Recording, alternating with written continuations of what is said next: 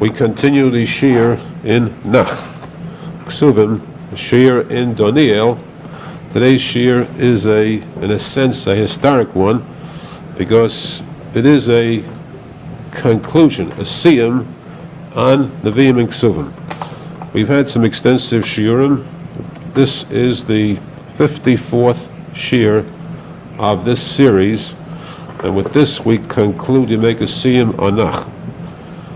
Of course, after this shir there will be a new type of shiurim, which will be discussed later on.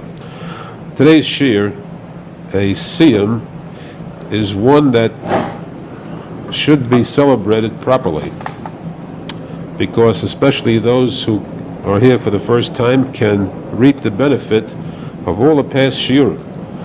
Those who come to a siyum receive the credit for having learned the entire item. You are still welcome to partake in the rest of the shiurim. They are all on tape. Now, for the sake of those who have not been here for the past few shiurim, we are on the topic of Doniel. Doniel in Ksuvim deals with a very unusual item, extremely unusual. It's called the most secretive item known or unknown, the time of the Kates. The Kates means the moment of Mashiach's coming. This is the only place where the time is revealed, yet it is revealed in code. To this day, no one has yet broken the code and reported it. There may have been some who have broken it, but kept it to themselves. However, we will try to delve into it as much as we can, and we'll leave the rest to not each one's imagination, but to each one's emunah, faith, which is the actual key to the coming of Mashiach. The closing story, the closing chapter of Daniel, deals with the time of the end of the first exile. The Golus, after the destruction of the first Beis HaMikdash, this was the third year, the reign of King Koresh of Persia. Daniel tells that he had fasted for a period of 21, either days or years. There is a conflicting opinion about this. Rashi Kodesh says he fasted for 21 years. That would mean that he fasted every day except Shabbos, ben Shabbos LaShabbos, which is a very extensive fast period. Others say that it was for 21 days. When a person fasts for an extended period of time, his body becomes as purified, as pure as his neshama, as his soul. And therefore, he is like a malach, an angel in certain respects. And for this reason, at the end of that period, there appeared to him a vision, an angel. And Daniel describes this angel as best as can be described in a physical sense. He said he was overawed by seeing this figure, tall figure, dressed in white linen, with a belt, girded with a belt of pure gold. His torso was 2,000 parsa, that's about 8,000 miles, made of a very expensive blue stone, precious stone. His face lit up like a lightning bolt. His eyes were like flaming torches. His arms and legs were like shining copper, and his voice was the roar of a crowd. When Daniel saw this, he fell forward upon his face in fright. His three friends, Daniel's three friends, who were the three prophets at that time, Haggai, Zechariah, Malachi, did not see it. They could not see this vision. They were not great enough to see it, but they sensed it. And in fright and fear, they fled. Daniel alone remained, and in fear and fright, he too fell forward upon his face. The Gemara, Zayda Kodesh, stresses a point here. If we need a description, an explanation of the greatness of Moshe Rabbeinu compared to all other prophets, we can see it here. Daniel the prophet Daniel, the holy person, greater than the prophets in his time, saw an angel. This was the angel of Malach Gabriel. He saw this angel, and in fright he fell to the ground. This was only an angel, one of Hashem's angels. Moshe Rabbeinu, the Zohar Kodesh says, did not see an angel. He spoke directly to the Creator, the Master of angels, to Hashem himself. And there was no falling forward. He did not fall into a trance, into a semi-sleep. He did not have to bow. He stood erect and spoke directly to Hashem and received the words of Hashem directly to in full consciousness. No other prophet in existence was able to perform this. This was the superiority of Moshe Rabbeinu over all other prophets. Now, the Torah says Daniel fell down, the Malach came forward, the Malach Gabriel, and he raised him up to a standing position. The Malach spoke to Daniel first, and he said to him, I came to you because of the power of your fasting. You fasted so long that I came to you to notify you, to inform you about the future of history, the history of this world, specifically the history of the Jewish people. The reason that I was delayed until now, the Malach Gabriel said, is because there is a guardian angel over all nations. The guardian angel of Persia in the heavenly court demanded the right to keep the Jews enslaved to him, to possess the power of the Jews for a prolonged period. And for this angel Gabriel said, I battled against this angel guardian of Persia for a period of 21 days until finally the Malach, the angel Michael, came to me and assisted me in defeating this guardian angel of Persia. Now I have come to you. Daniel pleaded with this Malach to give him strength, to remove some of the fear and fright from him. This the Malach Gabriel did. He strengthened him, and he said, now I will tell you some of the future events that will take place.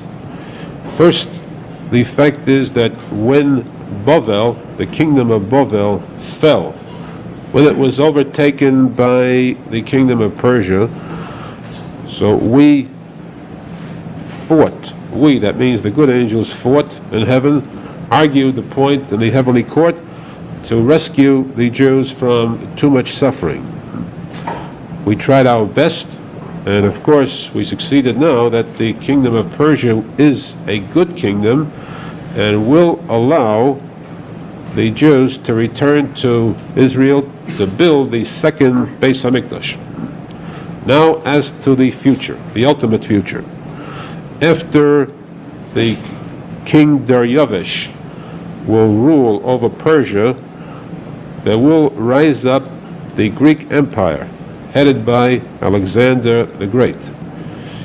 That is, Alexander the Great, head of the Persian and future Greek Empire, and he will take over Persia for the Greeks. He will eventually rule over the entire world, the entire globe. In fact, the Gemara says he will try even to reach up to heaven too. As the Gemara tells us, Alexander the Great was the first person to physically orbit the earth, much before the present day scientific geniuses. This is quite a while back. He orbited himself, and he describes the actual trip. But when Alexander the Great will reach his height, he will suddenly die, and his kingdom will be divided into 4 sections. Then the strongest of those 4 will be known as the king of the north. That is the king of the balance of the Greek Empire. The king of the south will be the Egyptian emperor, and there will be a constant battle between these two. The king of the south will overpower the king of the north for a small period of time, and then the princess, the king of the south's daughter, will come to the king of the north and plead with him to make peace, to stop this bloody battle. Instead of accepting her properly, the king of the north will capture her, take her captive. Her father, the king of the south, will then beg the northern king to marry his daughter and thereby make peace. The northern king will marry her and then declare war, attack the king of the south, and take and destroy most of the southern kingdom. Sometime later, the prince, the son of the southern king, will go out to avenge his father's honor, and he will succeed in defeating the king of the north. And then this, of course, all takes place over different eras, different periods of time. And then Antiochus, the Greek king, will come down, descend to Egypt, will conquer the land of Egypt, and while doing so, will also attempt to conquer, not physically but spiritually, destroy the spirit of the Jews in Eretz Yisrael. The Hashmonaim will defeat him. Note, these words are all, we wouldn't say correct, actually is correct, actual predictions of what did take place later on. But the angel continued, the Hashmonaim will not rule for too long a period because of a lack of peace among themselves. Finally, there will rise up a new kingdom, the Roman kingdom, which will be the lowest type, the most immoral type of kingdom, and they will destroy the Greek Empire completely. They will make a treaty with the Jews, but being the low type of people they are, along the lines of Amalek, the Satan himself is called a Roman, which means the base of lies, deceit. They will break their treaty with the Jews, and they will attack first the kingdom of Egypt. The Romans will conquer Alexandria and remove all the treasures from Egypt, the vast wealth that Egypt will possess at that time. The Nile at that time will be extreme wealth. They'll bring all this wealth to Rome. And then they will attempt to defeat the Jews in Israel, the land of Israel. They will have one king after the other until King Titus himself, in Russia, will come to Yerushalmi, and he will destroy the Beis HaMikdash, the second Beis HaMikdash, and raise the city of Yerushalmi, and then he will return back to Rome, where he will meet his downfall. He will have a very sorry ending, as the Gemara describes in the last days of King Titus. In addition, from that moment on, the Roman Empire will begin a steady decline until it is wiped out itself. Now, the Malach Gabriel said, we go ahead past this entire period. That is known as the period of the Golus after the second Beis HaMikdash. The length of that Golus, the length of that exile, which we are still experiencing now, he said, we'll leave that out for a moment. We come now to the time of Mashiach's coming. At that time, when it should be the happiest moment in history for the Jews, will instead be the saddest moment, the most troublesome, the most torturous, and the greatest problems will beset the Jewish people because of the vast extent of the war, a global war that will take place at that time. The greatest suffering will be endured by the Jews, though other nations will be involved. And then Michael, who is the Malach of Chesed, of kindness, will stand before Hashem and plead the cause of the Jews until the Jews will be rescued. There will be two Mashiachs. The first Moshiach ben Yosef, the second Moshiach ben David. That is what they are called. And of course the reason is that since Yaakov Avinu had two wives, Rachel and Leah, there had to come forth a Moshiach from both. However, the Moshiach coming forth from Rachel, Moshiach ben Yosef, will be the general in battle, and he will be killed in this battle by the evil king, the evil leader, General Armilas. We don't know the name of that person yet, right now, but obviously since Mashiach's coming is imminent, it will be revealed.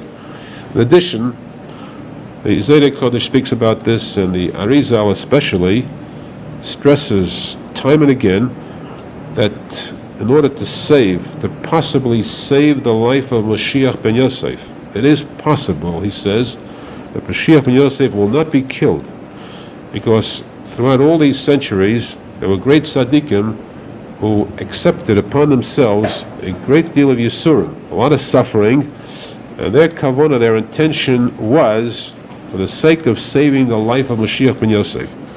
So there is that possibility that this will not take place. We cannot say, of course, for sure. The Arizal said that in the bracha Shiva Shoftenu, you can have kavanah for that, to save Mashiach ben Yosef. Now, this is, of course, temporary. After, in the words of the prophet, after the passing, the death of Mashiach ben Yosef, then Mashiach ben David will take over and will reign supreme as king of the Jews, and naturally king over the world. His name, of course, is not Mashiach. The word Mashiach means the anointed one. His name, the Gemara says, is Menachem. After Mashiach's coming, there will be a period in between Mashiach's coming and the ultimate time known as Techiyas HaMesim. Techiyas HaMesim, we have reviewed that extensively in our Shir and Gemara, when the tzaddikim, the righteous ones who have passed away, will be resurrected. They'll come back to life with the body being as pure, enjoying the same pleasures as the soul does presently in Gan Eden, paradise. At that time, though, the Malach Gabriel said, continued, Chiyas HaMesim, when they'll come back to life, there will be the evil ones that will come back to life too. And they will come back to life only to see a sorry sight for themselves of what they are missing. The worst type of suffering is to see the tzaddikim enjoying the Gan Eden type of life, and then to have to be obliterated, to be erased. This will take place at the time of Techiyas HaMesim, when there will be a new judgment then as to who will remain alive and to who will go back to sorrow and disgrace. This, the Malach said finally, you, Daniel, ought to seal this item as a secret for yourself. Keep it a secret and do not reveal it. Suddenly, two other angels appeared, and one of them asked Gabriel, the chief angel, when will this time be? When is this case? When is the end of this suffering period, the end of the Golus? And Gabriel raised his hands heavenwards in a sort of a tefillah, a prayer, and he said, after one era, that's Edon, and 2 eras of time and a half era, which means 3.5 eras will pass. The length of that time we have discussed at length in our Gemara Shiurim. Very coincidentally, for those who attended both Shiurim, the Navi and Gemara, we happen to have come to the same topic by coincidence. We're in the Gemara Chelik Sanhedrin, which speaks about this topic. We've discussed it there, so it can be much more easily understood now. Because Daniel asked now, what is the meaning of these words? And the Malach replied, seal my words, keep them secret, and I predict to you now, exactly as Rabbi Arizal said too, I predict there will come a time when great numbers of Jews will search through these words, will attempt to study them in depth to discover the time, the exact time, mathematical figures determining the exact time of Mashiach's coming, and they will arrive at false conclusions. And for this, they'll be led into sin. They will lose their faith, Chas v'sholom, because they will figure, according to their figures, Mashiach is supposed to come at a certain time. He will not appear then, and they will lose belief, faith in the Torah, faith in the coming of Mashiach. The tzadikim, the righteous ones, will maintain their emunah throughout.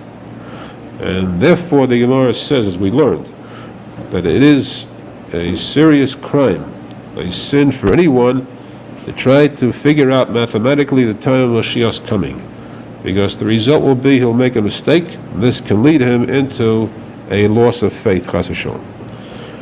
Now, despite this, there is one more statement made by Gabriel, the Malach, and here it would pay to repeat one item that we have had in the Gemara Shir, because it pertains to us so directly. The last words of the Malach Gabriel, last words, in fact, last sentences of the Navi Daniel, is when the Malach said that there will come the Churban, the destruction of the second base of Mikdash, and then there will be a period of suffering, which means the Golus. And this suffering will be for a period of 1,290 years, which would seem to mean that that is the extent of the Golus. Of course, now we're close to 2,000 years in Golus. So this bears explanation. Now, as we know, we've learned this in the Gemara, Hashem created this world to last for exactly 6,000 years. These 6,000 years are divided into three parts.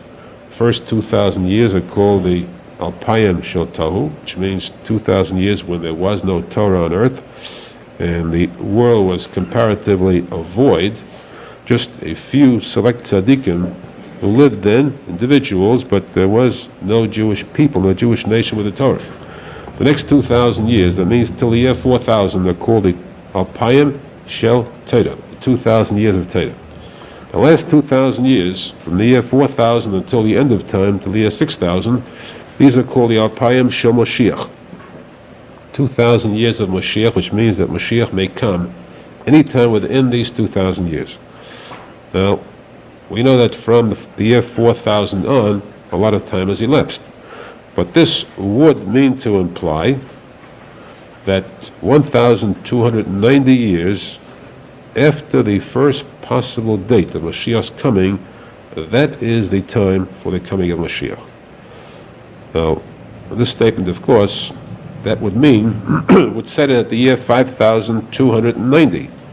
Today is the year 5,735. A lot of time has passed since then. So to make this item still clearer, let's review what we've learned in the Gemara.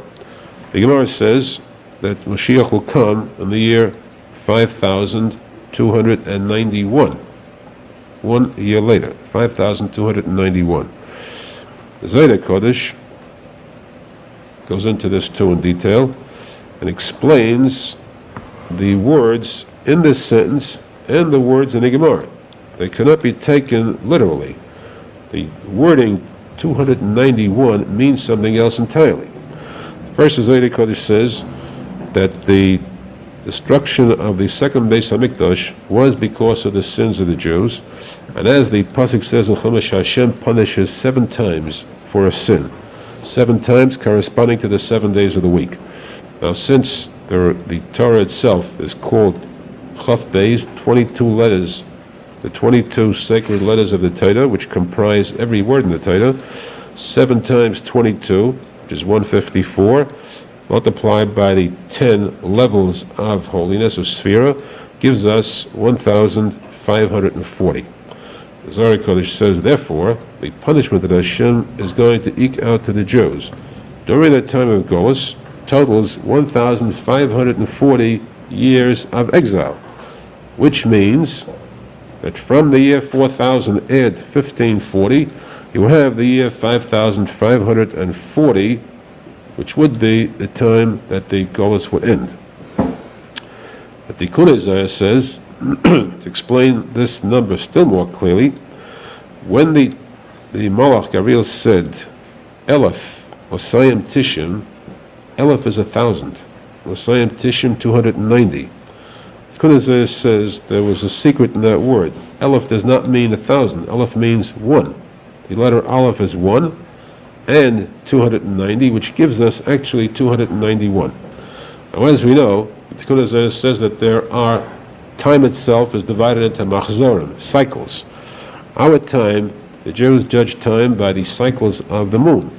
The moon has its individual cycle of 29 days, 12 hours, and 793 1,080ths of an hour each month.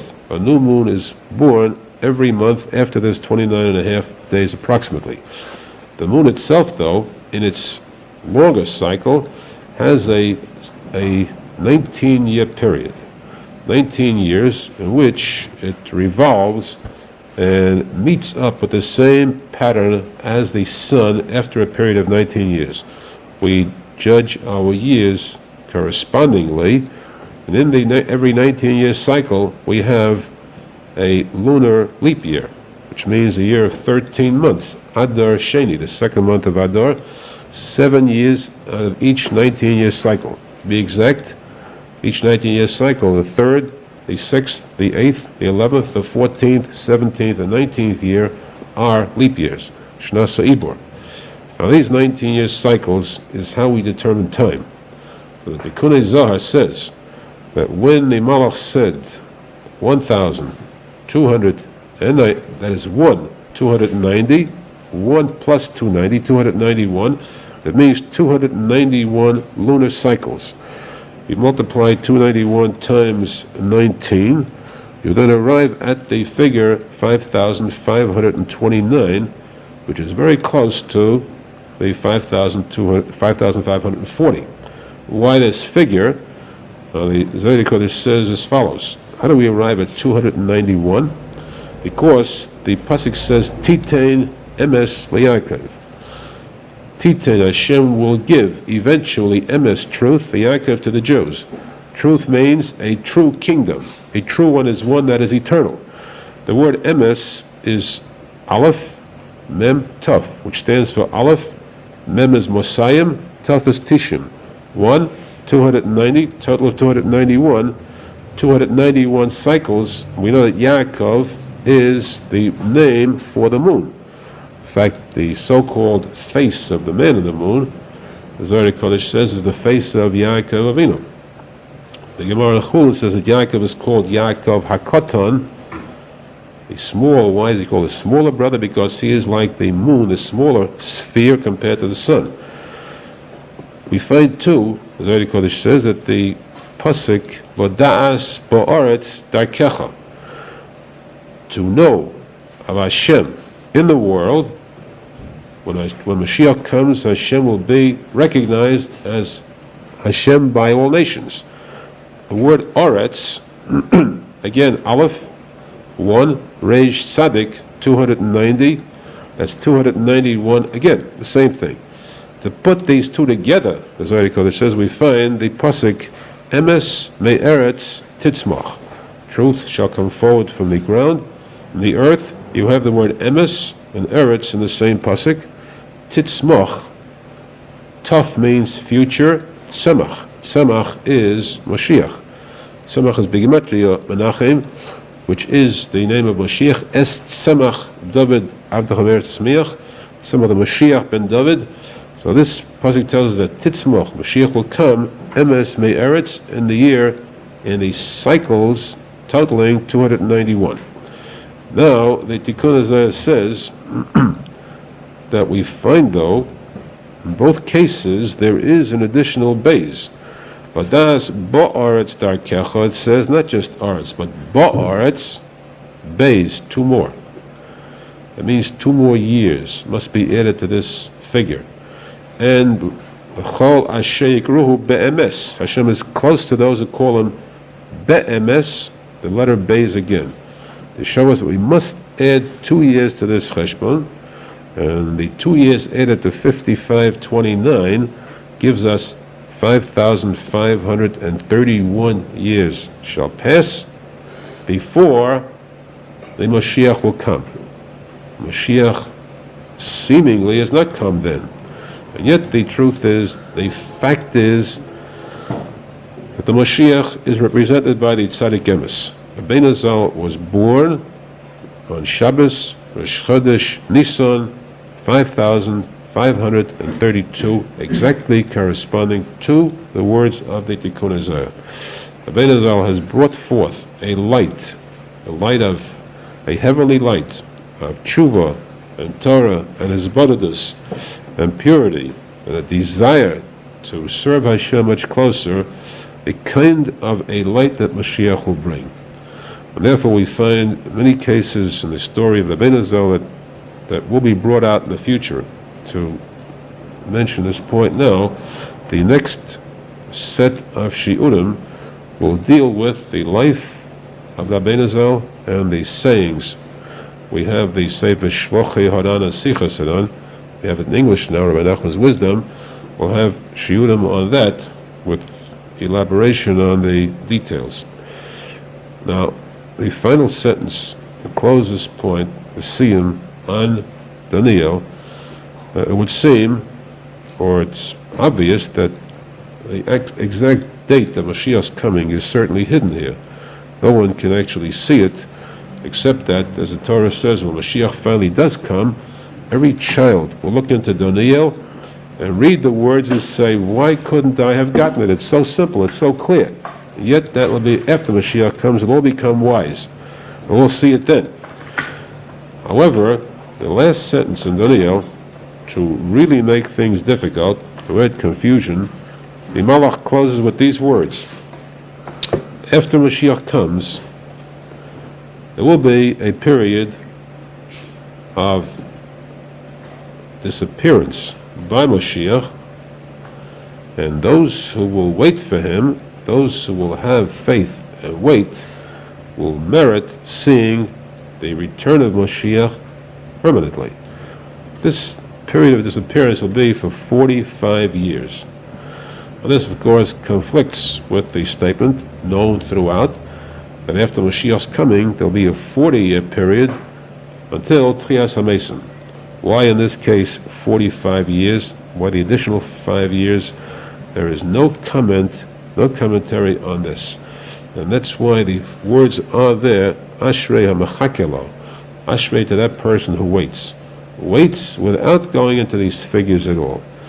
Those who have the true emunah and true faith will deserve to see the coming of Mashiach, will deserve to live at a time when there will be so great a celebration, an incomparable simcha. As the Gemara says that we speak about our holidays, Pesach, Saman Cherusenu, Chag HaSukkot, Saman Simchosenu, a time of extreme joy. And all these joys will fade away in comparison to the extreme bliss, happiness, the ecstasy that will take place when Mashiach comes. But this to those who deserve it. And of course, the primary requirement in deserving and meriting seeing Mashiach is that faith. To remember, as Arizal said, remember that sentence in the Navi, Yehoyoli Eis Erev Yihya Ur, that when we see things turn dark, turn black, turn sad for the Jewish nation, for the Jewish people, when we see an entire world go mad in its drive to eradicate, to wipe out the Jews as a people or as a nation, without any logic or reason, without any reason for their hatred, and things seem to turn black, that is the time when you are certain to see, to realize the coming of Mashiach. Oyeli Eis Erev, Mashiach will come when it will turn dark in the evening. And then Yihya Or, then the great light will come that will illuminate the blackness of the Golus and exile. this is the final sentence of Navi. This is the closing of the siyum, and it is customary that in making a siyum, whether it's on Chumash or Gemara or Navi too, that you always combine the last words of the Sefer with the first words. When we finish reading the Chumash on Simchas Torah, Le'enei Kol Yisrael, the last three words of the Torah, we go back to Bereshis immediately. And throughout we find the connection between these words, Bereshis Le'enei Kol Yisrael. The Lev, the heart, the first letter of the Torah being Beis, the last letter being Lamed, a heart that is required, that Achmona Liba Boy, Hashem desires the heart.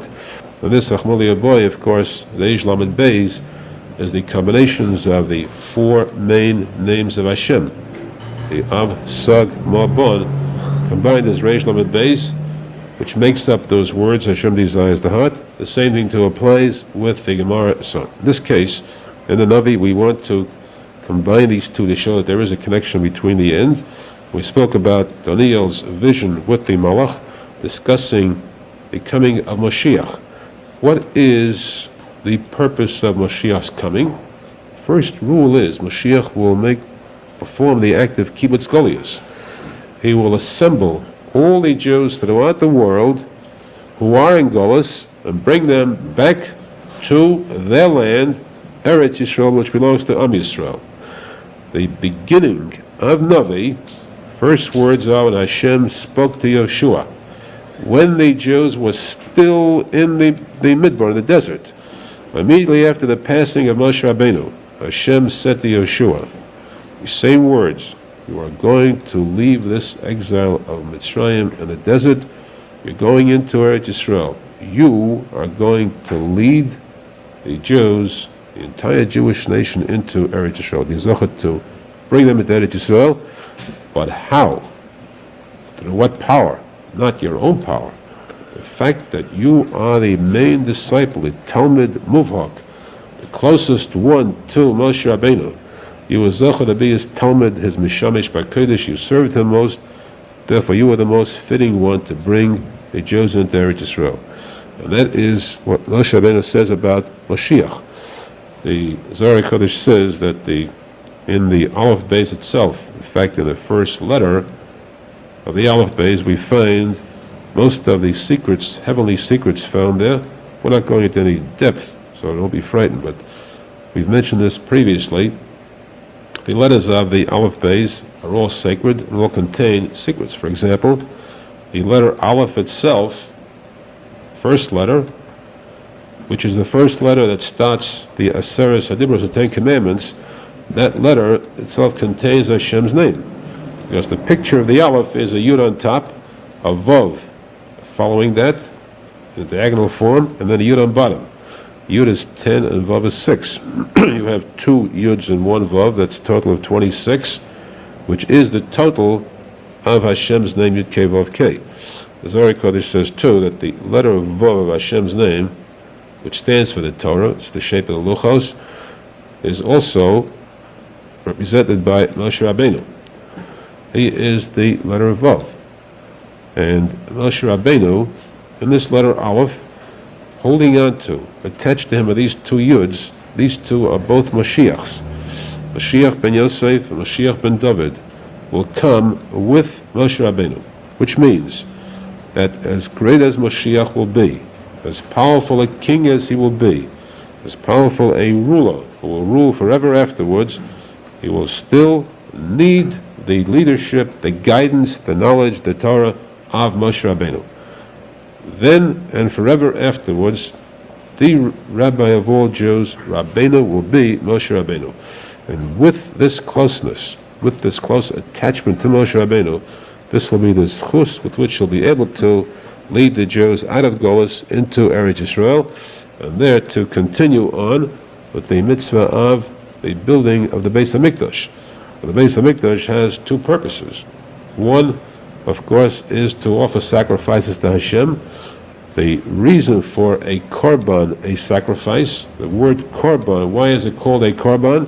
Why is it called basically shlomim, the main sacrifice? Because shlomim means that it makes peace between the Jews and Hashem. That's a peace offering. When a Jew brings a korban chatos, korban for a sin, because he has sinned, he has estranged himself from Hashem, he wants to come back, the korban chatos forgives, erases his sin, he is now taken back into the good graces of Hashem. So the word korban means the karev, to bring close. It brings closer the Jews to Hashem if they had become estranged. This is one purpose for the Beis HaMikdash. The second purpose is, the primary reason is that in the Lishkas HaGozes, which means at the very entrance to the Beis HaMikdash, there is a special office, and there sit in session the Sanhedrin, which means the lawgivers, the chief rabbis of the Jews who reside there in this Lishkas HaGozes, and from there come forth all the important rules, regulations, laws that determine and decide any question in Hebrew law. So the purpose for building the Beis HaMikdash is not just for the Kabbanos, but because there only is fulfilled the posek ki mitzion teisei Seda. From Tzion, from Yerushalmi, from the Beis HaMikdash comes forth the Torah for all Jews.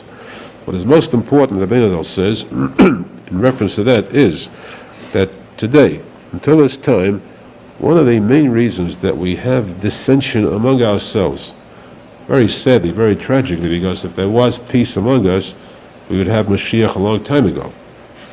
One of the main reasons for it is the fact that even in matters of Kedusha, of holiness and Torah, we have a lot of conflict, a lot of debate, a lot of controversy. Even in the Gemara is filled with debate among rabbis of the Gemara, who all speak the word of Hashem.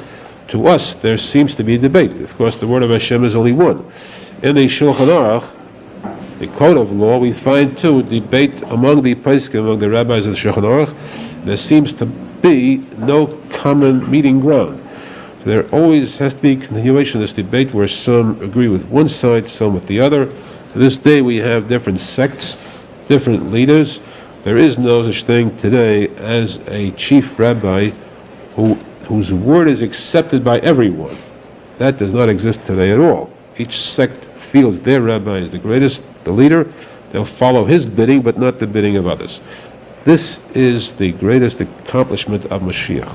When Mashiach comes, then there will be complete peace, not just in the world, that's secondary, complete peace among the Jews themselves. Ki mitzion teisei Seda, from Tzion will come forth Teda. He will rebuild the Beis HaMikdash, and there have the Lishkas HaGozes, where from there will come forth one set of dinim, one set of laws for every single Jew. There'll be no more conflict, no more debates, no more questions. Any question that arises will be determined only from the source, and all Jews will be guided and will follow that one decision. This is the Shulchan Aruch that will be written by Mashiach. Of course, it is understood that that Shulchan Aruch will be edited, will be guided by Mashiach's Rebbe, who is our Rebbe, Moshe Rabbeinu.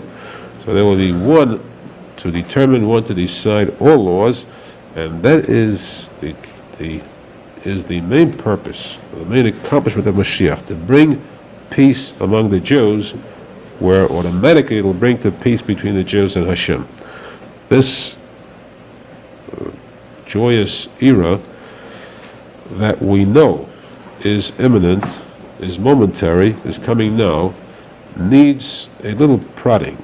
It needs the cooperation of every single Jew. We are not to think that there were such great tzaddikim in the past, so much infinitely greater than us, and all their tefillos and all their prayers did not bring Mashiach. How could our prayers, which are so tiny, infinitesimal compared to them, bring Mashiach? The answer is that it is not dependent upon the greatness of the Jew, but upon the sincerity and the accumulation of credits. So though our prayers are very small compared to them, but our prayers are not alone. Our prayers are added to the vast mountains of tefillos and tears that were shed by these great tzaddikim. Until the proper amount, the proper number is amassed, accumulated, and then we have the coming of Mashiach. We are certain, we are confident, we have emunah, strong faith, that right now is the time for Mashiach's coming. As we said, a little more encouragement on our part, that we will put our heart into it, a little more strongly, more kavanah, to say our tefillahs with more intensity, begging, pleading for the coming of Mashiach, the emes, with all our kavanah, then we will surely merit realizing actually seeing Mashiach's coming. We should be zecher now to fulfill the predictions of these tzadikim, prediction of the Torah that Mashiach will definitely come. Ashrei mechakelei. No matter how much there has been a delay until now, one thing is sworn true: Mashiach will come. His coming is imminent now.